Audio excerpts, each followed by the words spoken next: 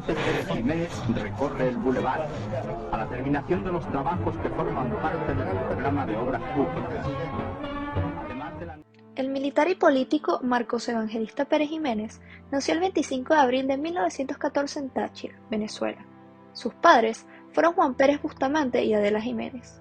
Su infancia y estudios transcurren en su país natal, pero la secundaria la cursó en Colombia, Cúcuta, en el colegio Gremios Unidos. La primera aparición pública en la cual este reconocido fue en el derrocamiento del presidente Isaías Medina Angarita. Después de este golpe, dirige una cinta cívica militar y representa al país durante los 3 próximos años. Para 1952 hasta el año 1958 fue proclamado presidente oficial de la República de Venezuela. El periodo de Pérez Jiménez se caracterizó por el brusco carácter de gobernar y por el gran progreso socioeconómico que estaba logrando. Sus grandes obras fueron las construcciones públicas, las concesiones de las empresas estadounidenses y la producción del petróleo, que fue el principal impulso económico del país, apoyado en un aumento considerable de los ingresos fiscales derivados del boom petrolero, que fueron producto de un conjunto de circunstancias ocurridas en la economía mundial, entre ellas la nacionalización de petróleo en Irán, la reconstrucción de Europa, la guerra de Corea y el cierre del canal de Suez. Siguiendo los pasos de civilización y modernización, creó nuevas infraestructuras. Grandes ejemplos son las torres del Centro Simón Bolívar, el Paseo de los Próceres, la carretera panamericana, la autopista Caracas-La Guaira, el teleférico de Caracas y Mérida, el Humboldt y muchas cosas más. Todo esto con el objetivo de revitalizar la nación. Igualmente, se formaron bien definidos grupos económicos monopolísticos nacionales que señalan un fortalecimiento de la clase empresarial.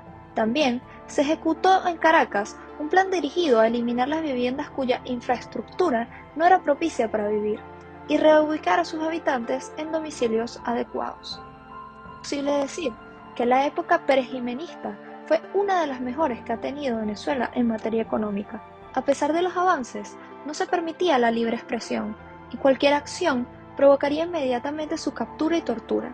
Desafortunadamente, el gobierno perejimenista también es considerado una dictadura autoritaria y personalista aliada con la fuerza de la seguridad nacional.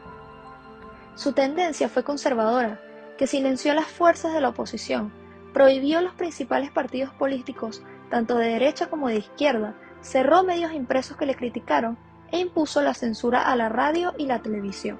Bajo el periodo dictatorial de Marcos Pérez Jiménez, el férreo control al trabajo periodista y medios impresos se justificó mediante leyes: acoso a escritores y reporteros, la proscripción de los escritores y sus obras, prohibición y modificación de los textos, cierres de diario, quema de edificios.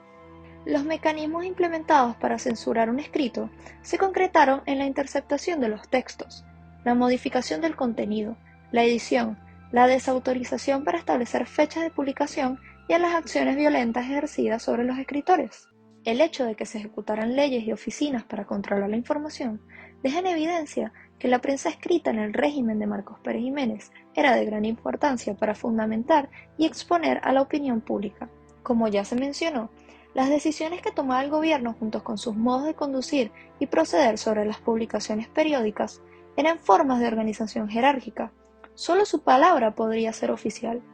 Así, con la unilateralidad del gobierno, el manejo de la información constituyó entonces una idea de la censura vinculada a lo público, que debían realizar los lectores, escritores, editores y censores, en un movimiento de dominantes y sometidos que se desplazaba según la necesidad del poder. Bajo la dictadura perejimenista se creó la Oficina Nacional de Información y Publicaciones. Entonces la persecución de medios, periodistas y activistas fue dirigida desde los ministerios de gobierno, lo que dejaba a la propaganda y a la censura en manos de la administración pública. Es decir, los órdenes militares intervinieron en la prensa. De esta manera, la dictadura concentró el poder y por lo tanto controló a la prensa, con el fin de evitar que se comentara de temas prohibidos por el régimen.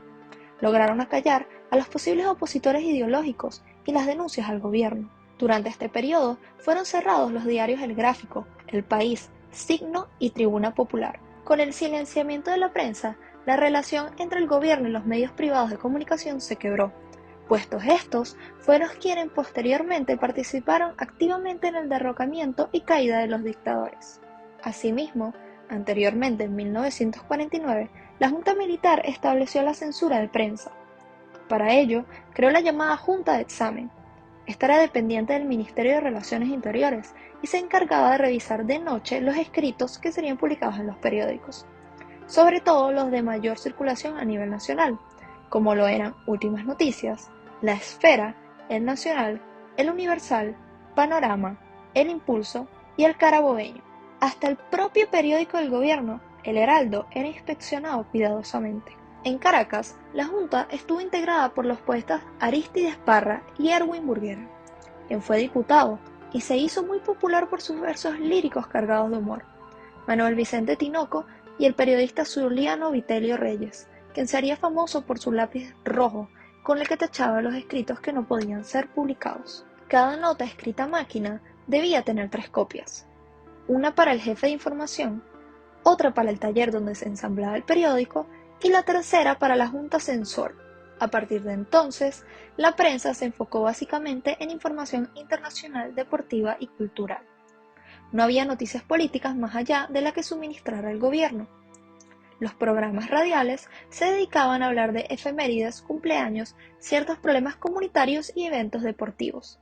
No obstante, el humor criollo no dejó de expresarse y mofarse de sus gobernantes. Los 3 cochinitos. Para la época estaba de moda un comercial radial que le hacía publicidad, con un ritmo contagioso, a un producto denominado Manteca Los 3 Cochinitos, y en el que aparecían bailando 3 cerditos. La jocosidad popular asoció a esos 3 puercos con los 3 miembros de la Junta Militar, Delgado Chalbaut, Pérez Jiménez y Llovera Páez. El miércoles 19 de abril de 1950 comenzaron los trabajos de construcción del Estadio Olímpico de la Ciudad Universitaria. Esa mañana, los miembros de la Junta Militar y varios funcionarios públicos, así como periodistas e invitados especiales, asistieron al acto de inicio de tan importante obra. Al día siguiente, el Diario Nacional publicó una reseña que daba cuenta de los inicios de los trabajos de la construcción del mencionado estadio. La nota, firmada por E.H., el hermanito, seudónimo del periodista deportivo Napoleón Arraiz, hermano del poeta Antonio Arraiz, director fundador de ese diario, provocó un gran malestar en el alto gobierno y el cierre temporal de ese periódico, cuyos propietarios eran el escritor Miguel Otero Silva y su padre, Enrique Otero Vizcarrondo. La polémica reseña, publicada en las páginas deportivas bajo el título "En Ciudad Universitaria fue plantado primer pilote para el Estadio Olímpico", indicaba que entre los actos que se conmemoró la fecha gloriosa de nuestra nacionalidad, el 19 de abril, hemos de destacar nosotros uno que envuelve enorme la trascendencia para el desarrollo deportivo que, tan auspiciosamente, se nota en todos los sectores. Nos referimos a la colocación del primer pilote para el Estadio Olímpico en la Ciudad Universitaria. En sencilla pero emotiva ceremonia, con asistencia de la Junta Militar, se procedió a plantar, a elevar en los terrenos escogidos, el primer pilote de lo que ha de ser gigantesca construcción de tribunas, campos, pistas, vestuarios y demás accesorios del Estadio Olímpico. Presentes estaban los 3 cochinitos de la Junta, personeros del Instituto Autónomo de la Ciudad Universitaria, ministros del gabinete y directivos del Comité Olímpico Venezolano. Y todos aplaudieron, entusiastas y contentos, porque el acto de hincar aquel primer pilote estaba pregonando a los 4 vientos que el deporte figura preponderantemente entre los principales asuntos a los cuales han de dedicar su atención sus actuales gobernantes. Se habló poco, pero se acumularon muchas esperanzas en aquel acto sencillo y simbólico. En una ocasión, el Nacional fue cerrado 7 días en el año 1952, por haber publicado una burla sobre la Junta Militar en un chiste sobre 3 cochinitos de esa publicidad popular de la época. Así, en Venezuela se sistematizó y oficializó de la censura para poder sancionar periódicos y perseguir partidos políticos. En el año de 1950, la Junta Militar en Venezuela hizo creer a los ciudadanos que había la posibilidad de unas elecciones democráticas y se presentó como un hecho a través de los medios. Fue así como se oficializó la Junta de Censores, que se encargaba de controlar y cancelar toda la información que denunciara partidos distintos o afines del gobierno. Así se realizó la supresión de la Oficina de la Información, Prensa y Publicaciones para dar lugar a lo que se conocería como la Oficina Nacional de Información y Publicaciones, por la misma Junta Militar que propinó el golpe de Estado a Rómulo Gallegos y de la que era parte Pérez Jiménez. La censura a la prensa en Venezuela utilizaba técnicas como entorpecer y coartar el acceso de los periodistas a instituciones y funcionarios estatales e intervenir en los diarios y textos publicados. La postura de la dictadura se fue endureciendo y en el marco de las elecciones de 1952 se presentó el lado más cruel e inhumano de los militares con la muerte de periodistas, apresamientos y destierros. Los medios soportaron la persecución del régimen y muchos de ellos también fueron parte de ese gobierno y victimizaron a sus colegas, pues en su poder la información podía ser una herramienta muy peligrosa. El silenciamiento de la prensa fue a la par con la persecución de los partidos, lo que ocasionó que los medios accionaran desde la clandestinidad. El perejimenato no aceptaba que los grupos de escritores y editores pudieran hacer algún contrapeso a su propuesta política y permanencia en el gobierno. La fijación de Pérez Jiménez por eliminar la competencia de su gobierno o difundir información del régimen en el exterior o el interior del país, lo llevó a intervenir los diarios y con esta medida anular la ley de correos de 1938, para crear una ley sancionadora en 1955 que permitía la persecución a todos los escritos enviados por correspondencia. Esto para evitar que se difundiera información que alterara el orden impuesto. La ley permitía requisar y revisar las cartas y multar o incluso arrestar a quien hiciera el envío, conducción o recibo ilícitos de correspondencia. En el proyecto nacional de Pérez Jiménez, la propaganda cobró relevancia y reflejó lo que Alejandro Cardoso Uzcategui vincula al afán del régimen por ganar legitimidad, difundir la realización de obras de infraestructura bajo un esquema de relaciones exteriores, acorde a la política de los Estados Unidos y a la aceptación de Venezuela a los ojos del gobierno norteamericano. La censura de los medios y la propaganda perejimenista. El líder político precisaba de un sistema propagandístico amplio que le diera la oportunidad de aparecer en todas las zonas de Venezuela. Si el gobierno inauguraba una gran obra que se procuraba que la misma fuera conocida por todos los venezolanos y si era posible en otras partes del mundo. La búsqueda del protagonismo de la imagen de Pérez Jiménez era por supuesto un perfil propagandístico muy fuerte. Por ejemplo, el realce de los discursos, resaltar los discursos del presidente puesto que se enlazaba la imagen del hombre fuerte y un líder absoluto, dejando a un lado la realidad física de las obras públicas.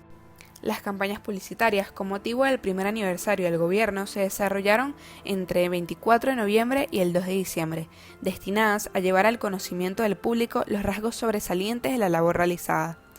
Dentro de los proyectos a realizar se encontraban el folleto sobre 19 grandes obras, la película sobre las mismas obras, reportajes por televisión y reportajes periodísticos. Ahora bien, ¿de dónde se financiaban todos los proyectos de propaganda? En los años 50 Venezuela tenía como principal fuente de entrada financiera el petróleo. Es así como un porcentaje de esas ganancias iba dedicado al renombre de Pérez Jiménez. El economista venezolano José Toro Hardy, de 1992, afirmó que así recibiendo aquel impulso adicional proveniente de la explotación del petróleo, la economía venezolana se aprestó a emprender casi una década de grandes transformaciones. Se trata de un periodo al cual podemos calificar como el gran salto económico de Venezuela. Se puede evidenciar en un recuadro de los ingresos de renta per cápita del país entre los años 1949 y 1953, lo cual la situaba en cuarto lugar, solo por debajo de Estados Unidos, Reino Unido y Francia, e incluso por encima de Alemania Federal, la Unión Soviética, Italia y Japón. Al tomar a la libertad de expresión como un fundamento de la democracia, pasamos al siglo XX en Venezuela, el cual hace referencia a la censura más oprobiosa, el régimen del general Marco Pérez Jiménez. A unos extremos que Venezuela a finales del siglo no tenía ningún control social por parte del Estado y vivía bajo una censura que ejercían diariamente. Incluso se explica que la censura radical que condena a la mayoría de la población a un permanente silencio le impide el acceso a esos medios que de una manera privilegiada forjan hoy la opinión pública. En Venezuela, en 200 años de vida independentista y republicana, durante los siglos XIX y XX, surgió lo que se conoce como teoría autoritaria de la prensa. Dicha teoría plantea, según los investigadores norteamericanos del periodismo, Fred Sidberg y Theodore Peterson, que la prensa nació en una sociedad altamente controlada por el Estado. La censura de Marco Pérez Jiménez fue algo sin precedentes porque en aquella época la seguridad nacional no perdonaba a nadie, eran crímenes y más crímenes, mataban a la gente de todas formas, era algo que no tenía precedentes. Bueno, en esa época, Miguel Saavedra, que era periodista, era mi cuñado, lo agarraron preso. Tuvo la suerte de que a los 8 días de tenerlo preso, que él contaba que dormía en el piso con periódicos, era que se tapaban. Bueno, tuvo la suerte de que a los 8 días cayó Pérez Jiménez y ahí salió en libertad. Lo único bueno fue que también hizo muchas cosas, muchas obras, que eso sí le debe Venezuela, le debemos los venezolanos, a tantas cosas buenas que hizo. A mi cuñado lo metieron preso porque era copellano, pues, era político. Y en aquella época ningún político tenía libertad. También no podían haber más de 3 personas en reuniones, en la calle, porque el que estaba en la calle, 2 o 3 personas hablando, ya eso estaban conspirando y por eso enseguida los agarraban y la Seguridad Nacional se los llevaba preso.